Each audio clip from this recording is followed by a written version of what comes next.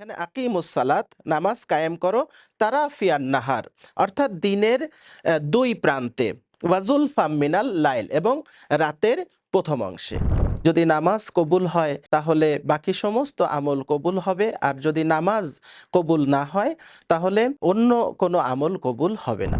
রাসূলুল্লাহ সাল্লাল্লাহু আলাইহি ওয়াসাল্লাম তার জীবদ্দশাতেই তিনি জোহর আসরকে একসাথে পড়েছেন, মাগরিব এশাকে একসাথে পড়েছেন, আর ফজর নামাজ যেহেতু ফজরে সেখানে সেটা আলাদাভাবেই সবসময় তিনি পড়েছেন।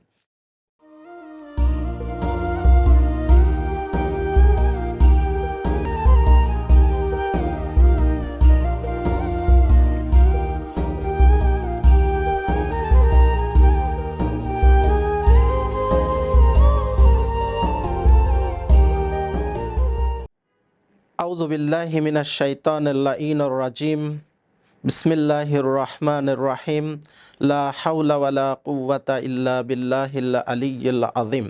সুপ্রিয় দর্শক মণ্ডলী, রাসূলুল্লাহ সাল্লাল্লাহু আলাইহি সাল্লাম কিভাবে নামাজ পড়তেন এবং পবিত্র কোরআনে নামাজকে কিভাবে বর্ণনা দেওয়া হয়েছে সেই বিষয়ের উপরে আমি আল্লাহর রহমতে আমি চাচ্ছি যে এই বিষয়টা আপনাদের সামনে স্পষ্ট করতে। তাতে আশা করব যে আর কারোর ভিতরে কোনো দ্বিধা থাকবে না ইনশাআল্লাহ। তো নামাজ হচ্ছে ইসলামের অত্যন্ত গুরুত্বপূর্ণ একটি স্তম্ভ। যেভাবে পবিত্র হাদিস শরীফে বর্ণিত হয়েছে যে আসসালাতু আমুদুদ্দিন ইন কুবিলাত কুবিলা মা সিওয়াহা ওয়া ইন রুদ্দাত রুদ্দা মা সিওয়াহা। নামাজ হচ্ছে দিনের স্তম্ভ। যদি নামাজ কবুল হয় তাহলে বাকি সমস্ত আমল কবুল হবে, আর যদি নামাজ কবুল না হয় তাহলে অন্য কোনো আমল কবুল হবে না। সুতরাং নামাজ যে অত্যন্ত গুরুত্বপূর্ণ একটি বিষয়, এতে কারোর কোনো দ্বিমত নেই। প্রত্যেকটা নবী নামাজ পড়েছেন, নামাজের জন্য তাকিদ দিয়েছেন।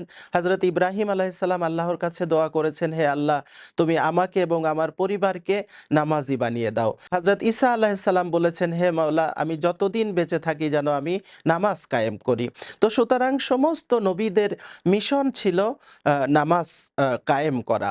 এবং আমরা পবিত্র কোরআনেও দেখতে পাই আসসালাতু তানহা আনিল ফাহশাই ওয়াল মুনকার। নামাজ হচ্ছে মানুষকে সমস্ত ধরনের অন্যায় থেকে, সমস্ত ধরনের গোনাহ থেকে বিরত রাখে। সুতরাং নামাজ অত্যন্ত গুরুত্বপূর্ণ একটি ইবাদত এবং এটাকে বাদ দেওয়ার কোনো সুযোগ নেই। আমার রাসূল পাঞ্জেগানা নামাজ এর বাইরেও তিনি তাহাজ্জুদ নামাজ মহানবী সাল্লাল্লাহু আলাইহি সাল্লামের উপরে ফরজ ছিল এবং তিনি সেই নামাজ আদায় করতেন। এখন আমরা পবিত্র কোরআন থেকেই যদি আমরা আমাদের আলোচনাটা শুরু করি যে পবিত্র কোরআনে নামাজকে কিভাবে দেখানো হয়েছে, তো আমি দুটো আয়াত আপনাদের সামনে যদি আমি স্পষ্ট করে তুলে ধরি, সেখানে আমরা বুঝতে পারবো সূরা হুদের 114 নম্বর আয়াতে নামাজ সম্পর্কে কি বলা হয়েছে।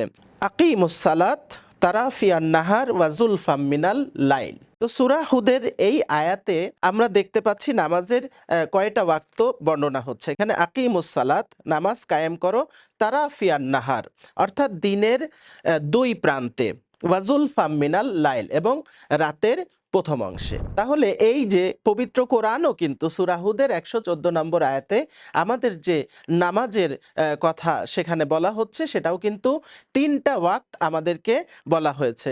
অর্থাৎ তারাফিয়ান নাহার মানে কি, দিনের দুই প্রান্ত বলতে কি বোঝাচ্ছে? এক প্রান্ত অর্থাৎ এক্ষেত্রে কারোর কোনো দ্বিমত নেই, দিনের শুরু হচ্ছে ফজর দিয়ে, সকাল থেকে দিন শুরু, তাই না? তাহলে প্রথম প্রান্ত হলো ফজরের নামাজ, এরপরে দ্বিতীয় প্রান্ত হলো জোহর এবং আসরের নামাজ। তাহলে দিনের দুই প্রান্ত আমরা বুঝতে পারলাম। প্রথম প্রান্ত হচ্ছে ফজরের নামাজ এবং দ্বিতীয় প্রান্ত হলো জোহর এবং আসরের নামাজ। ওয়াজুলফা মিনাল লাইল বলতে যেটা বোঝানো হয়েছে সেটা হলো মাগরিব এবং ইশার নামাজ।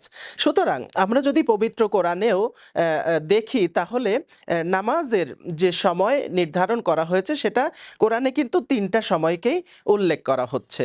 অর্থাৎ তারাফিয়ান নাহার দিনের দুই প্রান্তে, সকালে অর্থাৎ ফজরের নামাজ এবং অন্য প্রান্তে হলো জোহর এবং আসরের নামাজ।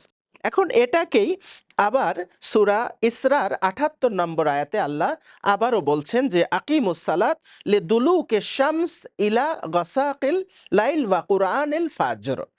এখানেও খুব চমৎকারভাবে এই এই আয়াতের সূরা হুদের ১১৪ নম্বরে যেটা বলা হয়েছে এটার আরো সুন্দরভাবে ব্যাখ্যা আমরা সূরা ইসরার ৭৮ নম্বর আয়াতে দেখতে পাচ্ছি। সেখানে বলা হচ্ছে আকিমুস সালাত লিদুলুকিশ শামস, অর্থাৎ তোমরা নামাজ কায়েম করো যখন সূর্য হেলে যায়। আর কখন করো? লিদুলুকিশ শামস ইলা গাসাকিল লাইল, এবং রাত্র যখন অন্ধকার হয়ে যায়, ওয়া কুরআনিল ফাজর। দুলুকি শামস মানে সূর্য হেলে যাওয়া। সূর্য হেলে যাওয়ার পরে আমরা জোহর এবং আসরের নামাজ পড়ি। আর ইলা গাসাকিল লাইল মানে হলো রাত যখন অন্ধকার হয়ে যায় তখন আমরা দুটো নামাজ পড়ি, মাগরিব এবং ঈশার নামাজ। ওয়া কুরআনিল ফাজর, এবং ফজরে আমরা কি পড়ি? ফজরের নামাজ পড়ি। তাহলে এই আয়াতের ব্যাখ্যায় এখানে কিন্তু আরো স্পষ্টভাবে আমরা দেখতে পাচ্ছি পবিত্র কোরআনে নামাজকে সূর্য হেলে যাওয়া থেকে যখন শুরু করে, যেটাকে জাওয়াল বলা হয়, তারপরের থেকে জোহর এবং আসরের নামাজ, এবং গাসাকিল লাইল অর্থাৎ রাত যখন অন্ধকার হয় তখন মাগরিব এশার নামাজ, ওয়া কুরআনিল ফাজ অর্থাৎ ফজরের নামাজ। এই হলো কোরআনের যদি আমরা নামাজের ওয়াক্ত যদি আমরা কোরআনে খোঁজ করি তাহলে কিন্তু কোরআন আমাদেরকে এইভাবে নামাজের জন্য সময়টাকে নির্ধারণ করে দিচ্ছে। এখন আমরা চলে আসি নবী হযরতে মুহাম্মদ সাল্লাল্লাহু আলাইহি ওয়াসাল্লাম তিনি কিভাবে নামাজ আদায় করেছেন। আমরা সকলেই এই প্রসিদ্ধ হাদিস সম্পর্কে আমাদের জানা আছে যে রাসূলুল্লাহ সাল্লাল্লাহু আলাইহি ওয়াসাল্লাম বলেছেন যে সল্লু কামা রাআইতুমুনি উসাল্লি, তোমরা সেইভাবে নামাজ আদায় করো যেভাবে তোমরা আমাকে নামাজ আদায় করতে দেখেছো। এই আয়াত থেকে, এই হাদিস থেকে বোঝা যায় যে নামাজের ধরনটা কি হবে, কিভাবে নামাজ পড়তে হবে, সেটাও কিন্তু রাসূলুল্লাহ সাল্লাল্লাহু আলাইহি সাল্লাম দেখিয়ে দিয়েছেন। ওনার 23 বছরের নবুয়তি জীবনে উনি প্র্যাকটিক্যালি নামাজ পড়ে দেখিয়েছেন কিভাবে নামাজ পড়তে হবে। তো এই নামাজের তরিকা, নামাজের ধরনটা কেমন হবে সেটা রাসূলুল্লাহ সাল্লাল্লাহু আলাইহি সাল্লাম বলেছেন যে সল্লু কামা রাআইতুমুনি উসাল্লি, ওইভাবে নামাজ আদায় করো যেভাবে তোমরা আমাকে নামাজ আদায় করতে দেখছো। আমরা দেখতে পাই যে সময়ের ক্ষেত্রে আমরা যেভাবে কোরআন থেকে প্রমাণ করলাম যে কোরআন ৫ ওয়াক্ত নামাজকে ৩টি সময়ে পড়ার জন্য আমাদেরকে তাকিদ দিয়েছে। আমরা রাসূলুল্লাহ সাল্লাল্লাহু আলাইহি সাল্লামের জীবদ্দশাতেও আমরা ঠিক এভাবেই দেখছি যে তিনি কিভাবে নামাজ পড়তেন। আমরা যদি এখানে আপনাদের সামনে একটা উদাহরণ তুলে ধরি, বুখারী শরীফের ২য় খণ্ডে, যেটার অনুবাদ হয়েছে ইসলামিক ফাউন্ডেশন বাংলাদেশ থেকে, ৫৫৩ নম্বর হাদিসে হযরত আদম রাহমাতুল্লাহ আলাই তিনি বলছেন হাদ্দাসানা আদম ক্বালা হাদ্দাসানা শাইনা ক্বালা হাদ্দাসানা উমর ইবনে দিনার ক্বালা সামি'তু জাবির ইবনে যায়েদ আন ইবনে আব্বাস ক্বালা সাল্লাল্লাহু আলাইহি ওয়াসাল্লাম আন নবী ক্বালা নবী সাল্লাল্লাহু আলাইহি ওয়াসাল্লাম সাবআন জামিয়ান ওয়া সামানিয়ান জামিয়ান। এই যে এখানে আমাদের মূল টার্গেট যে রাসূলুল্লাহ বলেছেন যে ইবনে আব্বাস থেকে বর্ণিত, তিনি বলেন নবী সাল্লাল্লাহু আলাইহি সাল্লাম মাগরিব ও ইশার সালাত ৭ রাকাত এবং যোহর ও আসরের সালাত ৮ রাকাত একসাথে আদায় করেছেন। তাহলে এই জায়গা থেকে আমরা সরাসরি বুখারী শরীফে আমরা দেখতে পাচ্ছি যে রাসূল সাল্লাল্লাহু আলাইহি সাল্লাম মাগরিব এবং ইশার নামাজ একসাথে আদায় করেছেন, মানে মাগরিবের পরপরই তিনি ইশার নামাজ পড়েছেন, অর্থাৎ মাগরিবের নামাজ ৩ রাকাত, ইশার নামাজ ৪ রাকাত, এই ৭ রাকাত তিনি একসাথে পড়েছেন। আবার যোহর এর নামাজ ৪ রাকাত, আসরের নামাজ ৪ রাকাত, এই ৮ রাকাত নামাজকেও রাসূলুল্লাহ সাল্লাল্লাহু আলাইহি সাল্লাম একত্রে পড়েছেন। তাহলে এখানেও আমাদের কাছে স্পষ্ট হয়ে গেল যে রাসূলুল্লাহ সাল্লাল্লাহু আলাইহি সাল্লাম তার জীবদ্দশাতেই তিনি যোহর আসরকে একসাথে পড়েছেন, মাগরিব এশাকে একসাথে পড়েছেন, আর ফজর নামাজ যেহেতু ফজরে সেখানে সেটা আলাদাভাবেই সবসময় তিনি পড়েছেন। মুসলিম শরীফের ২য় খণ্ডে, সেটাও ইসলামিক ফাউন্ডেশন থেকে অনুবাদ, সেই জায়গাতেও আমরা দেখতে পাচ্ছি ১৪৯৯ নম্বর হাদিসে আহমাদ ইবনে ইউনুস ওয়া আউন ইবনে সাল্লাম রাহমাতুল্লাহ আলাই ইবনে আব্বাস রাদিয়াল্লাহু থেকে বর্ণিত, তিনি বলেন রাসূলুল্লাহ সাল্লাল্লাহু আলাইহি সাল্লাম সফর অথবা ভয়ভীতি ছাড়াই মদিনায় যোহর ও আসরের সালাত একত্রে আদায় করেছেন। আবু জুবায়র বলেন, আমি সাঈদকে জিজ্ঞাসা করলাম কেন এই রূপ করলেন? তিনি বললেন, তুমি যেমন আমাকে জিজ্ঞাসা করেছো আমি তেমনি ইবনে আব্বাসকে জিজ্ঞাসা করেছিলাম। তখন তিনি বলেন নবী সাল্লাল্লাহু আলাইহি সাল্লামের উদ্দেশ্য ছিল তার উম্মতের কেউ যেন কষ্টে না পড়ে। তাহলে আমাদের মহানবী হযরতে মুহাম্মদ সাল্লাল্লাহু আলাইহি ওয়াসাল্লাম এই যে যোহর এবং আসরের নামাজকে একসাথে পড়েছেন, মাগরিব এবং এশার নামাজকে একসাথে পড়েছেন, তার একটি দর্শন এটা ছিল যেন উম্মতের কেউ এই নামাজের জন্য সে কষ্টে না পড়ে। এছাড়াও তো আমরা দেখেছি যে তিনি যুদ্ধের সময় একত্রে পড়তেন। তিনি কোনো বন্যা যদি হতো, কোনো প্রাকৃতিক দুর্যোগ আসলে তখনও তিনি কিন্তু যোহর এবং আসরের নামাজ এবং মাগরিব এবং ঈশার নামাজ একত্রে পড়তেন। কিন্তু এই হাদিস একেবারে স্পষ্টভাবে বলছে যে রাসূলুল্লাহ সাল্লাল্লাহু আলাইহি ওয়াসাল্লাম কোনো প্রকার ভয় ভীতি ছাড়া, কোনো ধরনের যুদ্ধ ছাড়া, সফর ছাড়া, কোনো মানে কারণ ছাড়াই তিনি মানে মাগরিব এবং ঈশার নামাজ একত্রে পড়লেন, যোহর এবং আসরের নামাজ একত্রে পড়লেন, এবং এর দলিল ছিল এটা যাতে উম্মতের কেউ কষ্টের মধ্যে না পড়ে।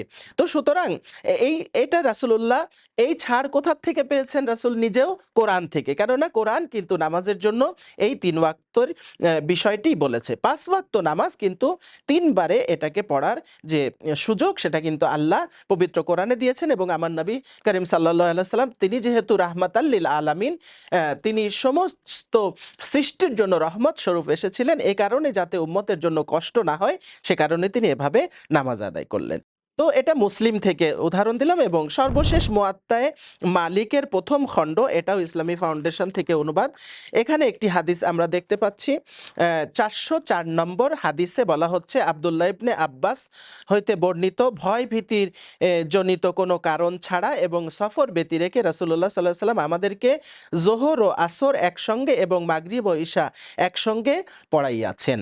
তো সুতরাং এটা থেকেও আমাদের কাছে একেবারে স্পষ্ট হয়ে গেল যে রাসূলুল্লাহ সাল্লাল্লাহু আলাইহি সাল্লাম এভাবে তিনি যোহর এবং আসরের নামাজ একসাথে আদায় করেছেন, মাগরিব এবং এশার নামাজ। এবং পরবর্তী আরও একটি হাদিস, এটা মুয়াত্তায়ে মালিকের ৪০৮ নাম্বার হাদিসে বলা হচ্ছে, আলী ইবনে হুসাইন বলিতেন, রাসূলুল্লাহ সাল্লাল্লাহু আলাইহি সাল্লাম দিনে সফরের ইচ্ছা করিলে যোহর ও আসরের একযোগে পড়িতেন, আর রাত্রিবেলা সফরের ইচ্ছা করিলে মাগরিব ও ঈশা একত্রে পড়িতেন। তো এটা তো আমি আগেই বলেছি যে সফরের সময় তো এখানেও বোঝা যাচ্ছে যে সফরের ইচ্ছা, মানে এখন উনি সফরে যাননি, এখানে থাকা অবস্থায় পড়ছেন, অর্থাৎ সফর ছাড়া, কারণ ছাড়াও রাসূলুল্লাহ সাল্লাল্লাহু আলাইহি সাল্লাম এই নামাজগুলোকে একত্রে আদায় করেছেন। তো সুতরাং আমরা যদি একটু মানে আমরা গুরুত্ব দিয়ে দেখি, তাহলে আমাদের যে আমরা সকলে যে মুসলমান, ইন্নামাল মুমিনুনা ইখওয়া, পবিত্র কোরআনও বলছে মুমিনগণ পরস্পরের ভাই, এবং রাসূলুল্লাহ সাল্লাল্লাহু আলাইহি সাল্লাম এটাকে ভ্রাতৃত্বের বন্ধনকে এত গুরুত্ব দিয়েছেন, মুহাজির এবং আনসারদেরকেও তিনি একত্রিত করেছেন। সুতরাং এই যে জাফরি মাযহাব বা শিয়া ইসনা আশারিতে যে মাগরিব এবং ঈশার নামাজ এবং যোহর এবং আসরের নামাজ একত্রে পড়া হয়, সেটার দলিল আমরা কোরআন থেকে, আমরা হাদিস থেকে, এবং রাসূলের আমল থেকে, ওনার সিরাত থেকে, ওনার সুন্নত থেকে আমরা এটাকে পেয়েছি। সুতরাং আমরা মানে এভাবে যদি করি তো আমাদের সালাত পরিপূর্ণ হচ্ছে, এবং নবীর সুন্নতও আমাদের পালন করা হচ্ছে, এবং কোরআনের নির্দেশও পালন করা হচ্ছে। আশা করি সকলের কাছে বিষয়টি স্পষ্ট হয়েছে, এবং এ নিয়ে কোনো ধরনের মতানৈক্য বা মতভেদ করার সুযোগ এখানে কিন্তু নেই। কেননা এই আমলটি কোরআন দ্বারা প্রমাণিত, রাসূলুল্লাহ সাল্লাল্লাহু আলাইহি সাল্লামের আমল দ্বারাও প্রমাণিত, যেটা এমনকি সহিহ কিতাবগুলোতেও, বুখারী, মুসলিম, মুয়াত্তায়ে মালিক সহ বিভিন্ন উদাহরণ আপনাদের সামনে তুলে ধরেছি। আশা করি আল্লাহ আমাদেরকে সঠিকভাবে ইসলামকে বোঝার এবং পালন করার তৌফিক দান করবেন, এবং আমরা যেন সঠিকভাবে ইসলামকে জানতে এবং মানতে পারি, আল্লাহ যেন আমাদেরকে সেই তৌফিক দান করেন। আসসালামু আলাইকুম ওয়া রাহমাতুল্লাহি ওয়া বারাকাতুহু।